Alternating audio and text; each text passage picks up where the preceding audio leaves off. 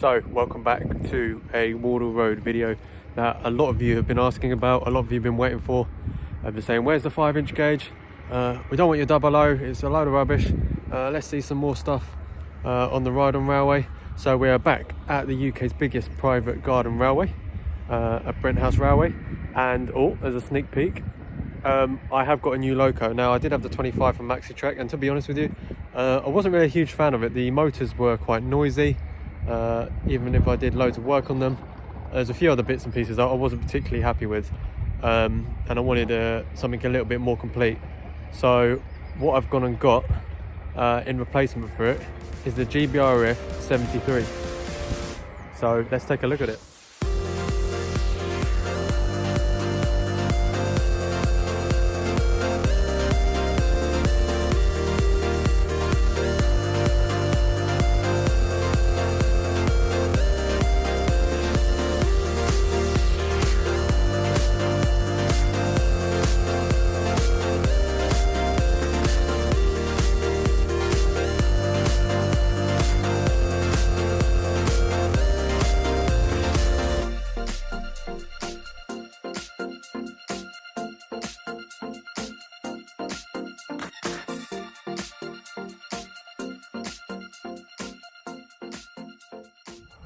So when I got this, it was a little bit worse for wear. It was in a BR green and white livery, and it'd been battered around a little bit. It wasn't looking too happy. So I took it down to Tom. So shout out to Tom if you're watching, who did this superb job at repainting it into a livery that I didn't think I was going to ever go for, really, because I've never really done anything modern image, well, close to modern image, on the 5-inch gauge stuff.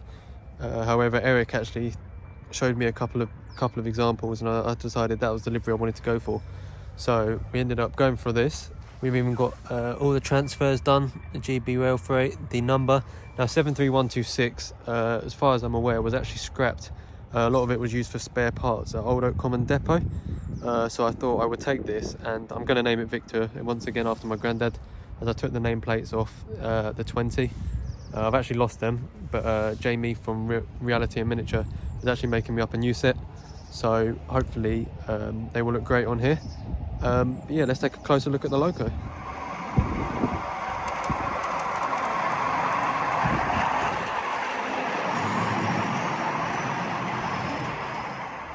So this is it from the other side. As you can see, I've still got to, the data panels on this side here, just you can see in the corner there.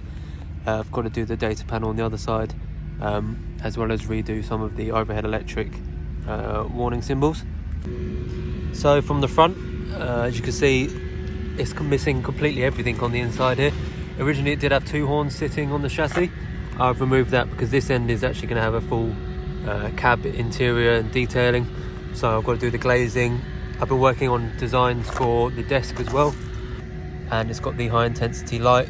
That was done by Jamie from Reality and Miniature, so a huge shout out to him for sourcing those two. I've got one at each end. He's also doing some Victor nameplates for me as well, as I seem to have lost my brass ones and I've been looking everywhere for them, and yeah, I'm not sure where I put them, so I've got them on the way to add as well. Like I said, that needs to be painted black. And the only other thing that's a little bit annoying, I don't know if you can see there, the body sort of protrudes slightly, so it's not as bad on that side, so I just need to put a bit of like reinforcement across the middle somewhere, just to make sure that doesn't move anymore. Tom has done an absolutely fantastic job on the paintwork, and then what Eric's done is he's gone round the top there doing the orange cant line, and that just blends the blue and yellow in really, really nicely. So yeah, super pleased with that. So if we look at it from the back, as you can see in there, again, it's all stripped out. All I've got in there at the moment is the circuit breaker, and you can see down into the motors. As you can see down here, this is where the controller goes in. Now it's actually bolted in there at the moment, so it's not going anywhere, but I need to carry on drilling out this hole. I would have done it last night, but the battery ran out, and I completely ran out of time and daylight to get that finished. Again, another high intensity light on the back there done by Jamie, and that's where the socket originally used to go, but I'm going to have it down on the buffer beam. I'm also going to have to find a way of, well, filling it in here, but when it goes in here, it catches on the bogies, so I've had to put it a little bit higher up.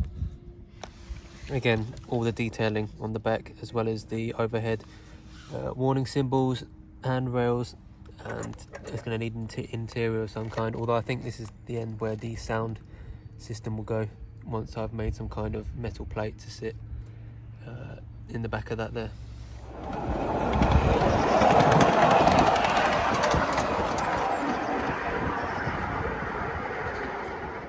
So like I said, from the other end you can see the body just warps ever so slightly just where that grill is, so I just need to put a piece of wood through there just so you can see. Well, it's a little bit annoying, but it's not too noticeable when it's going around. But Tom has done a fantastic job. I love the way the light shines off with the shiny finish with the varnish. I love the way the light shines off it. It looks absolutely superb going around. We've also got with us Eric's London Underground 20 and from AGR. It's his birthday today, so he's got himself a class 20 as well. There's the 08, the Western, and the Baby Deltic. So plenty going on today. The only thing is, it's absolutely freezing. The sun is very misleading, although we're getting a few dark clouds now. It is absolutely bitterly cold with the wind. What's going on here? Can you watch your language, please? Shut up. Have to beat that out. What have you brought down today with you then, Eric? 2 20s and a Western. I've not seen any. There's the birthday boy. Technically one belongs to Charlotte though. Any money. Yeah. Actually, let's have a look at Eric's brake van quickly. Mr. Wide Boy. Quite low. That's for me. And the Alice is so good as well. Alice. Oh. Who does?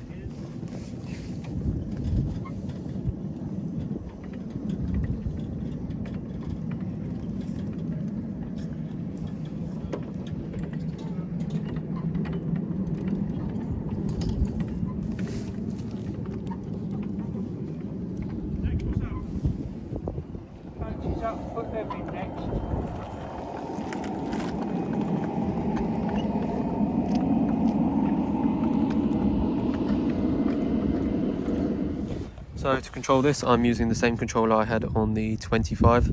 It's just a 4QD one, a very simple throttle. It's got 4 relays on it, so I will have the ability to do all the lighting and stuff on it once I've got round to it. But the first thing I wanted to do when I got this was to strip it. So the body Tom sorted out and Eric did the final couple of details on, and then I've stripped all the electrics out, leaving me with just enough of the wires for the motors and the control board. I also have to point out as well, Eric did a brilliant job of fixing this up. When I first got it, this connector, the pins inside here were all wobbly and really badly soldered, but he's got a new one of these, soldered it on, heat shrunk it all, and now that's not going to come off at all, so really pleased with that. And he also resoldered the inline fuse on the circuit board as well, so yeah, without everybody's help this wouldn't be running now, but thankfully it is.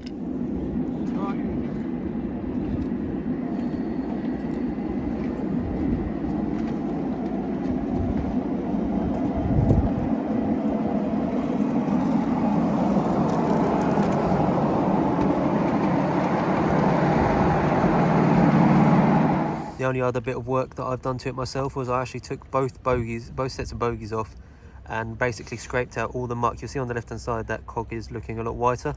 That was absolutely caked in muck, as well as the axle as well. So I've stripped that all down, degreased it, removed all the dirt, and then I've added some oil and some grease to the inside cog on the motor as well. So with these, all 4 of these running, it's had no trouble pulling any of the box fans or anything today. Like I said, there's no sound in here yet, but this controller as well, I need to sort this out, is very sensitive. So you can pick up quite a pace. So it runs on half speed backwards, but if I put it in forwards, you get the jolt as it suddenly shoots off, and the acceleration is ridiculous as well.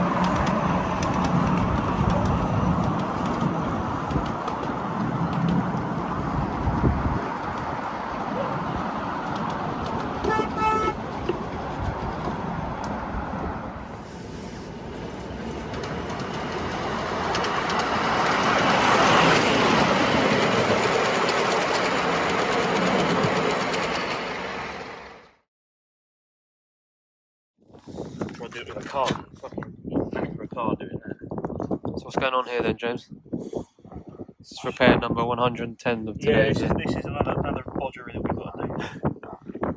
It's not too bad considering the whole of the winter has been And what, only 3 air leaks? 2 air leaks. I don't want to go bending the pipe too much in case the rest of them are a bit more. Bit brutal. You can't even push me. Too much. It needs a bit of love, doesn't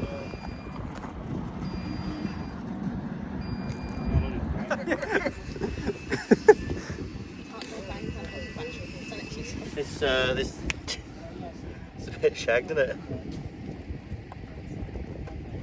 I don't want to. Hang on, and you want how much for this? I'm scared. I'm scared to touch the battery terminal on. That is content, that is.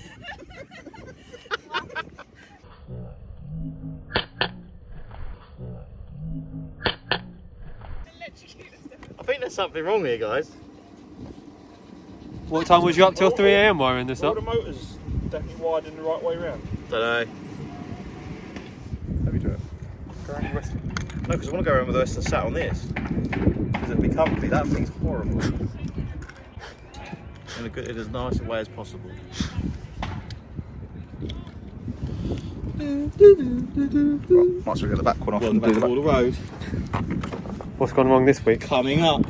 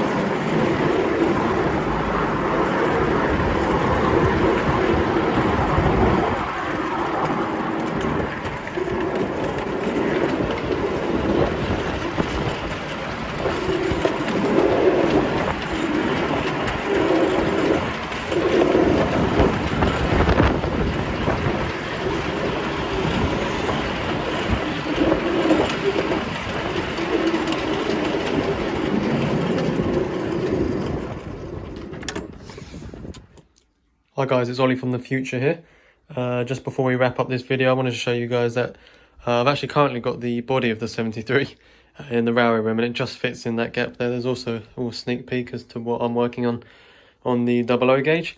At the moment I'm just painting the inside of the cab here, ready to do some detailing. I've got a little chair and a couple of other bits and pieces that are going to sit in there. I've also started wiring in the headlight, and I'm going to do some cab lights as well, and just going to do a couple more of the decals. I've also started repainting the kick steps here, or whatever they're called, and I need to also finish the numbers in these data boxes. But yeah, back to the video. So there it is. I hope you guys did enjoy today's video. I know a lot of you guys have been asking about when we're going to get back on the ride on railway, but yeah, we're here. So the next couple of videos that we do relating to this scale anyway, we'll be working on probably the cab interior and maybe some of the electrical stuff. Still got to do all the lighting and obviously the sound as well. But other than that, I hope you guys did enjoy. Don't forget to hit the thumbs up and leave a comment down below with any feedback. And if you want to go the extra mile, you can become a channel member for 99p. So a huge shout out to Tom for getting all the work done, as there was a buffer missing. He sorted out the coupling hooks and all the detailing work. Again, thank you to Eric for all the drone footage and for doing that cant line around the top. It really finishes it off quite nicely. Thank you to Jamie as well for all the in advance for the nameplates and also for the high intensity lights, and I will leave a link to his website in the description. So other than that, I will leave you with a compilation of some trains running. So yeah, see you soon.